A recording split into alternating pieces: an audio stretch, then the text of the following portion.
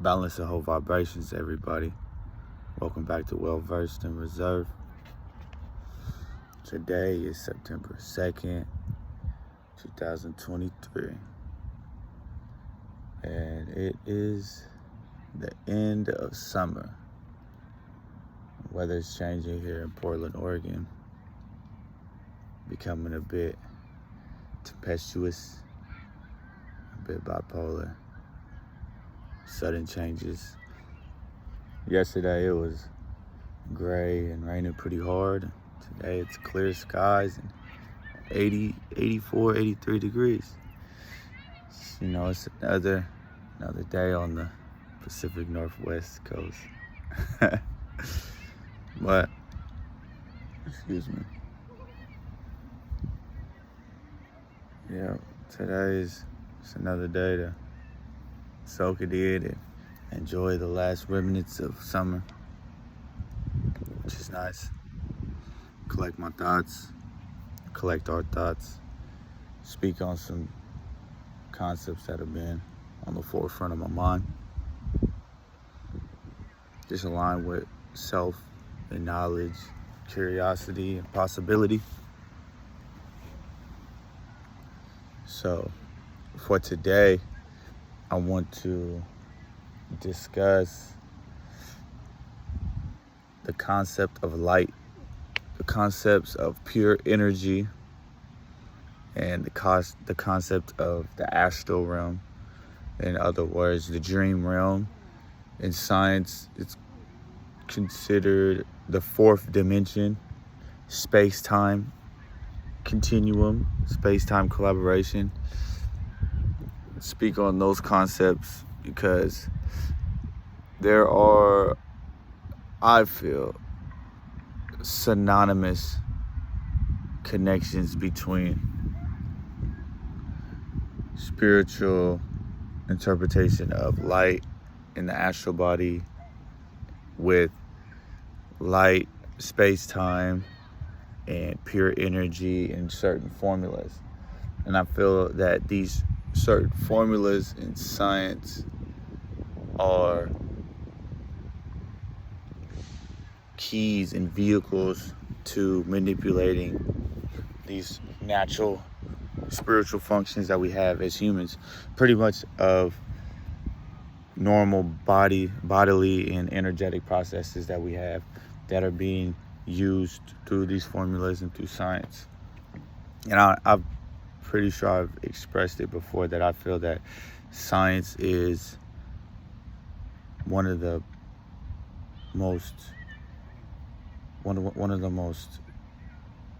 powerful, one of the most immense forms of spiritualism and mysticism.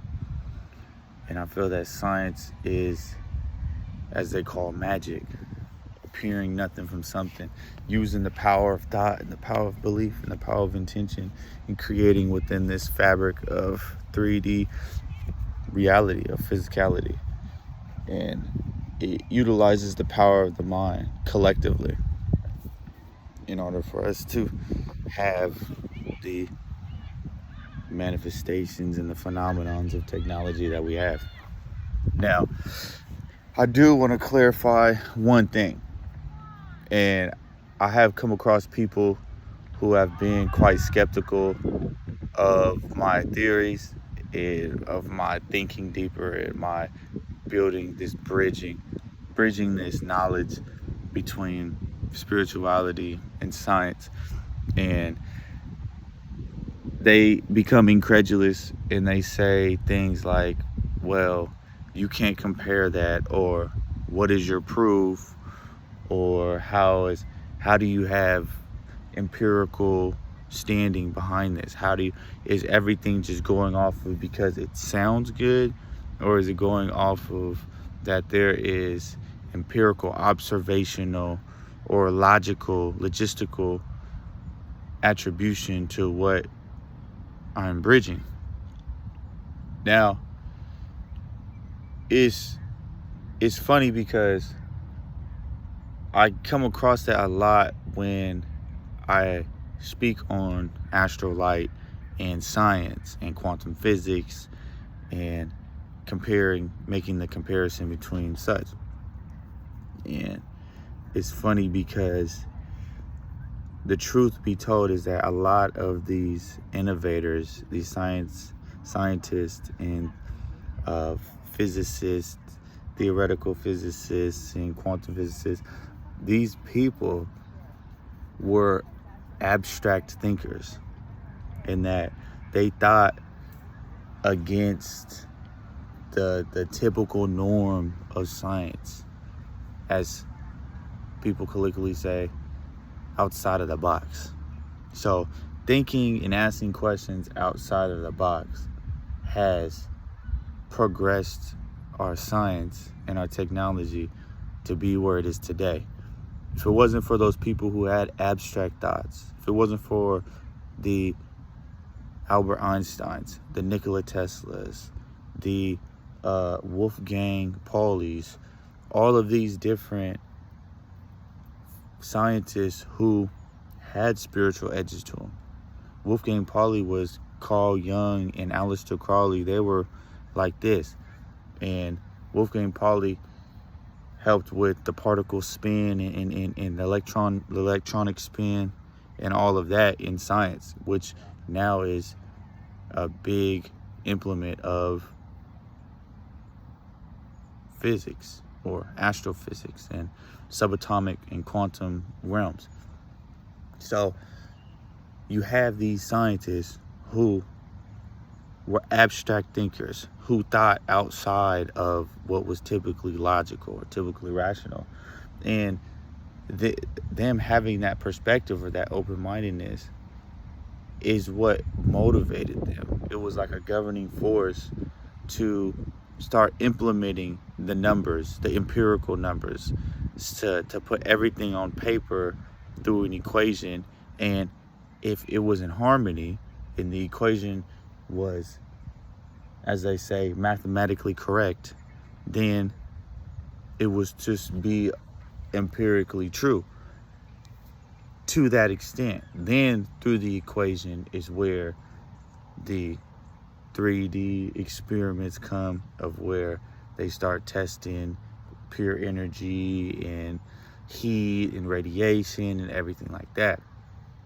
However, it was these Albert Einsteins and these Wolfgang Paulis that progressed us as a humanity, progressed humanity into a whole mystical, mysterious wave of science, to where now pure energy is proven to come from, that particles are proven to come from pure energy, and that they have experiments to this day that shows that this pure energy will create matter, will create something within the fabric of 3D reality. So if it wasn't for these people who thought mystically like that, who thought outside of the box, then we wouldn't have the advancements that we have today. And that only hardens us to respect and to acknowledge the fact that there are more things that are unseen. There are more phenomenons that are within possibility that we have not brought to 3D physical reality yet. We have brought a lot of technologies. We have brought a lot of theories. And there is much more, because there are constantly abstract thinkers who bring and bridge these things. Now, I have sort of a fixation on the soul and the being, the phenomenology of consciousness. So me personally, a lot of my theories that I have within that consciousness is through the spectrum of light, and that we are given consciousness through light, which is light suffuses all of reality and creates all of matter and gives everything a living, breathing stream of existence, because every matter has an energy, which could be thought of as a stream of consciousness. It has a light. So for me, I feel that is what is the carrier. That is what the bestower, the carrier and bestower of consciousness is like within everything. So I don't have empirical evidence. I don't have empirical proof. However, I do have rumination. I do have the abstract thought, the brilliant, intuitive understanding that potentially, very much potentially, could be a reality, could be brought to fruition within 3D fabric later, with the proper measurements, with the proper experiments. But it starts with abstract thinking. It starts with thinking outside of the box. And that is that's solely the motivation and the purpose of Well-Versed TV, is to think outside and be creators and bring these concepts, these notions that are given to us through our intuition, through our pragmatic thinking, or maybe through our abstract thinking, and to really make pragmatic sense of these concepts, to motivate those who have the resources, those who have the higher skill of math, the higher skill of mechanical engineering, or electrical engineering, to where that they're able to take our notions and give reverence, but also create within this reality. Because there is so much more that we have not been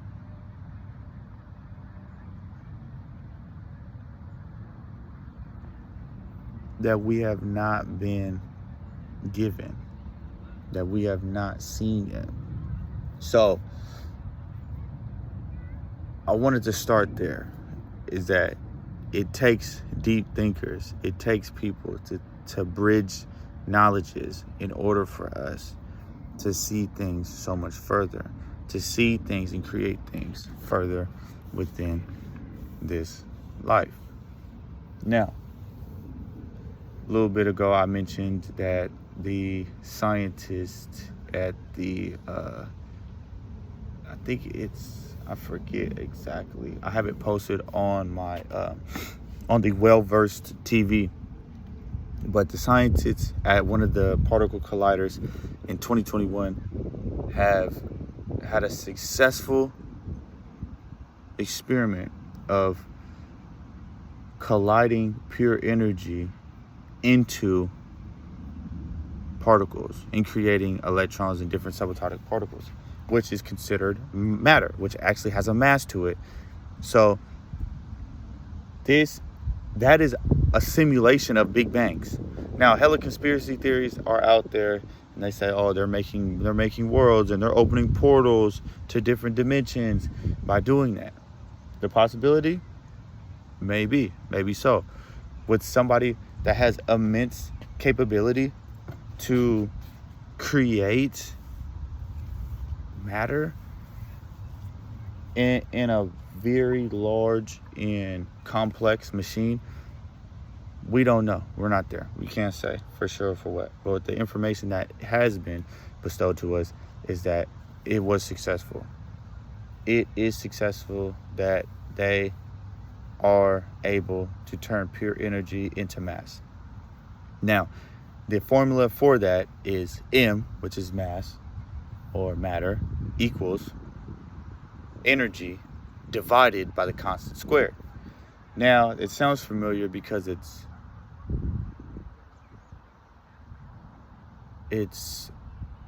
symmetrically turned from E equals mc squared. Now, symmetrically, you switch the E and the M out, because E equals mc squared is energy is equal to matter at the constant speed of light, saying that energy is matter. Now, but the formula that they use is that they put mass, they equal the mass first.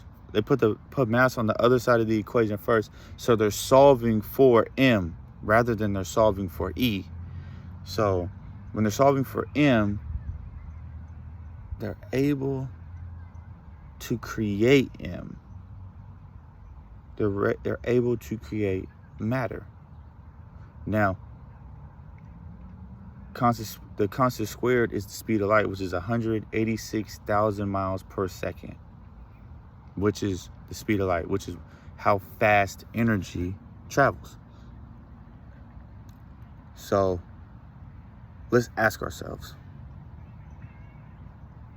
if we emit light as humans,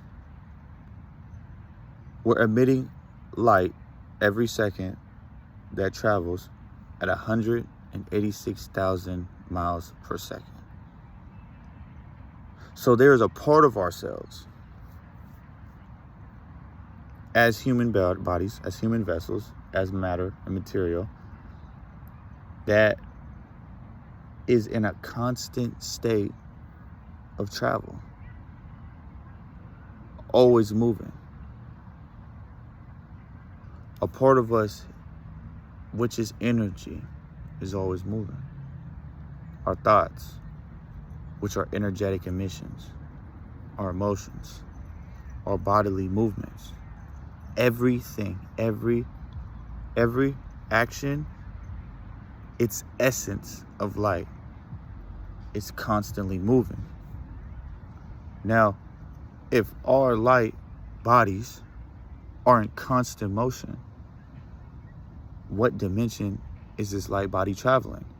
Now, Albert Einstein spoke of the fourth dimension, which is space-time, which is where light and all of where the world is seen from a cone, as he says,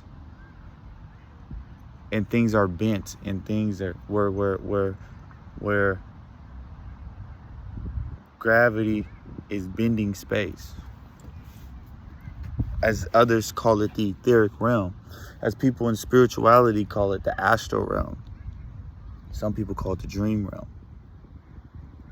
Some people call it the dream realm. Some people call it the astral realm. Now, it's quite fascinating when you think about it, because in simple biology and chemistry, it is proven that we have biophotons, which are biological photons within our body that is emitted from our body, and it comes from metabolical processing, meaning, in other words, that we have light that emanates from our body through food digestion, because calories are a measurement of energy, is a measurement of light. Excuse me. So calories being light, and what we ingest and eat in our bodies causes our body to function and to process, to literally work, to generate. So it's like a car. You put oil in the car, you put gas in the car, it helps it work, it helps it run. Now, you have the emissions of exhaust, which leaves from the food, the oil, the gas that is in the car. Now, the food, right? The oil, symbolically the oil, the gas, the food that we put into our bodies, and the exhaust is those biophotons.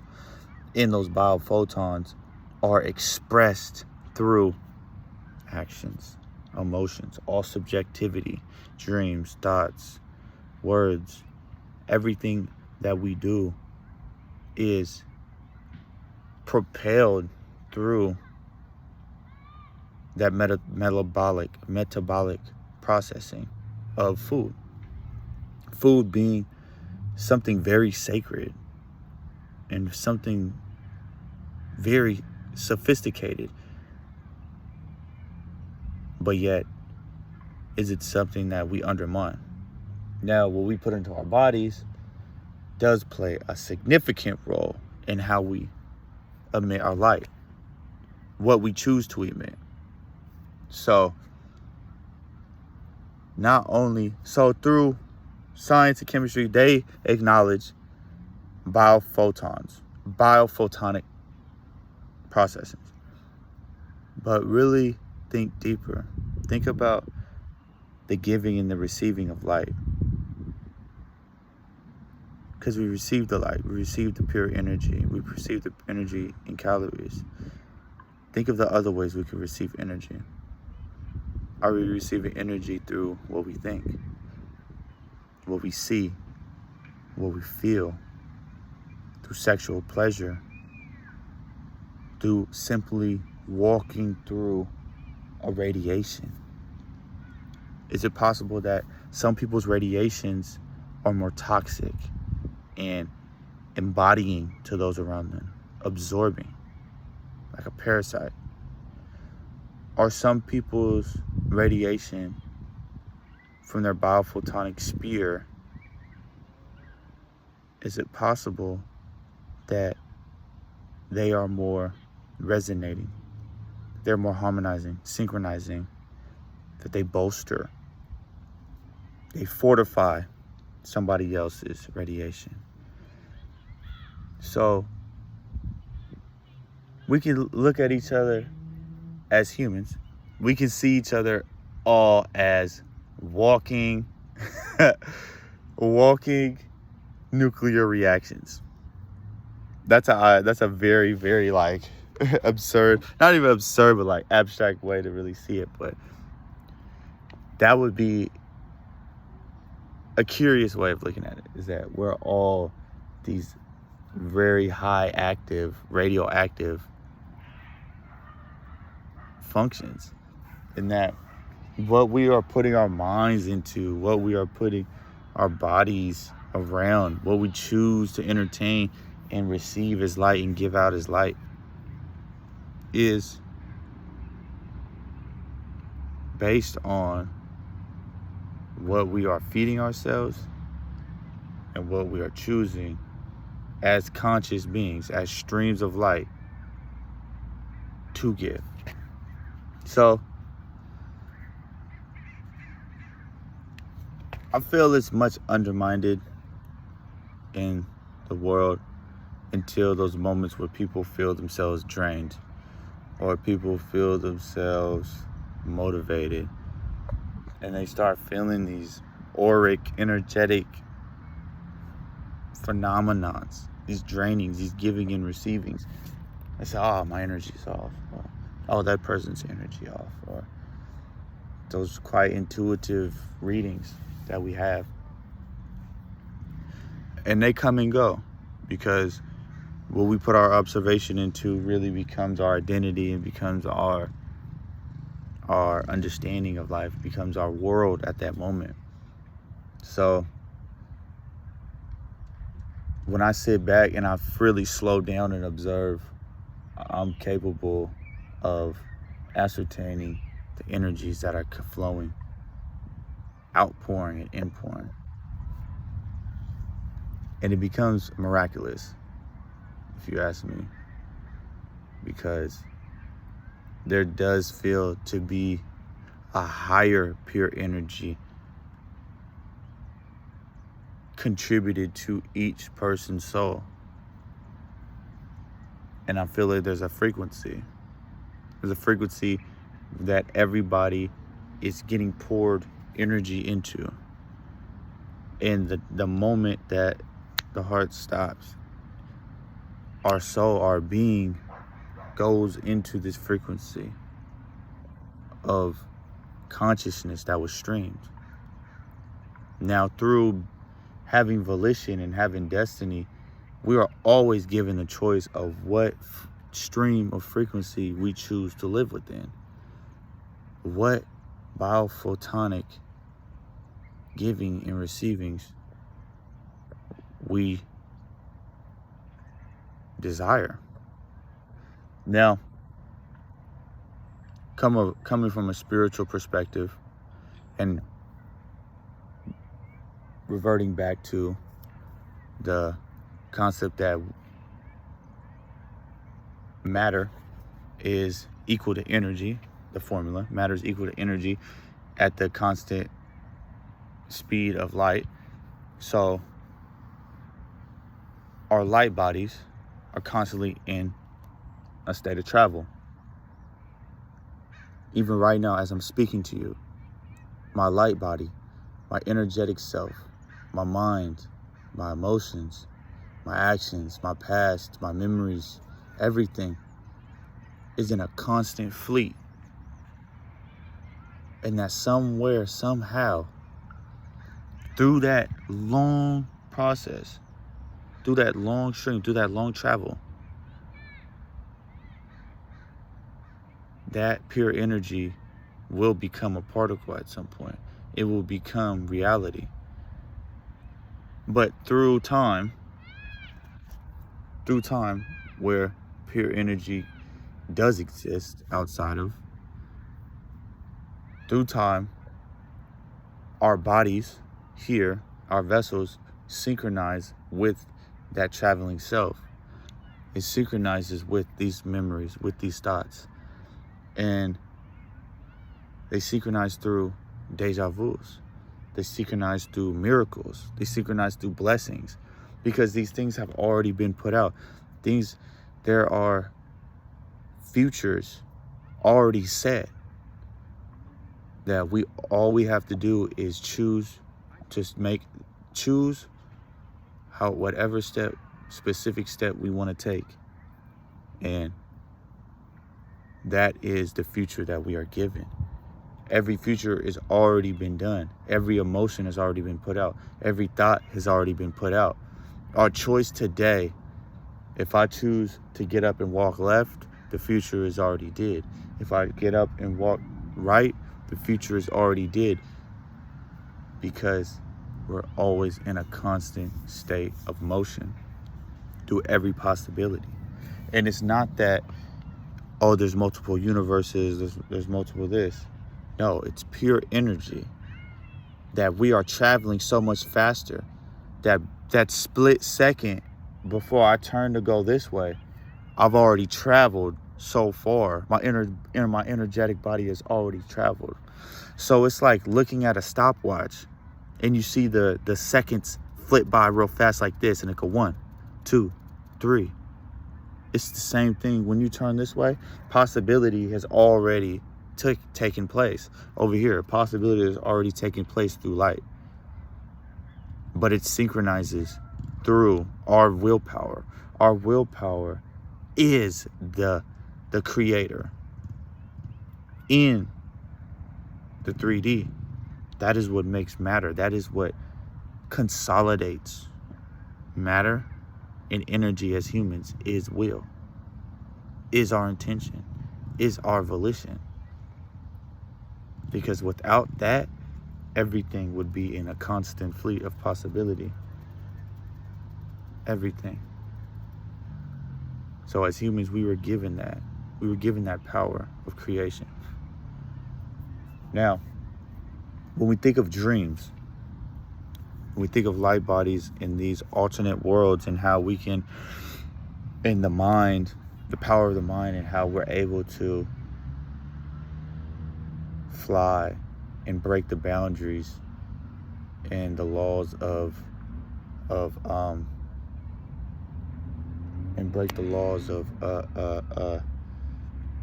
physicality, the laws of physics. And we can do things within our mind that is pure energy. So to me, I ask the question, are our light bodies, is this constant rate, is this constant fleet of possibility our dreams? Are we able to utilize that in our dreams? Are we able to access that in our dreams? Is it possible that within our dream realm is where we find the keys to manifesting in physical world. Excuse me. We ask ourselves these because dreams can be very, very foreboding. They can be premonitions. They can be warnings of what we shall and shall not do, which we should and should not do. But really, really ruminate on the possibility that the dream realm and having a light body within the dream realm is our vehicle to infinite consciousness beyond the body. And that when a radio power cord is cut, is that radio station dead? Or is the receiver to that radio, that material thing, dead, but that consciousness forever? That is what we have to think of as humans, is that just because our bodies are cut does not mean that our stream of consciousness is cut. Now, how scientists are going to be able to access streams of consciousness beyond the body will come sooner than later, because that is where science is up next. AIs learning and receiving pure consciousness, these frequencies of being that are there through pure energy, light bodies, learning how to manipulate and download people's light bodies. We do it naturally, how we can read each other's minds, how we can know when somebody's talking about us, how we can know when and where to do things intuitively and connect to other people. All of those psychic happenings happen through light bodies. Yours and mine being in harmony to where that we're connected. It's called synchronicity. The art of synchronicity. The art of connection.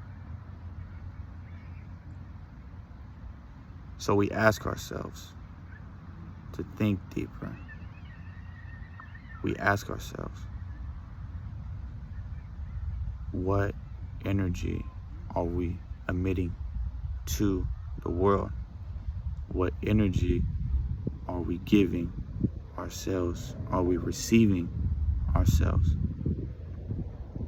Where and what is the intention of our light bodies? Are we in control of our volition?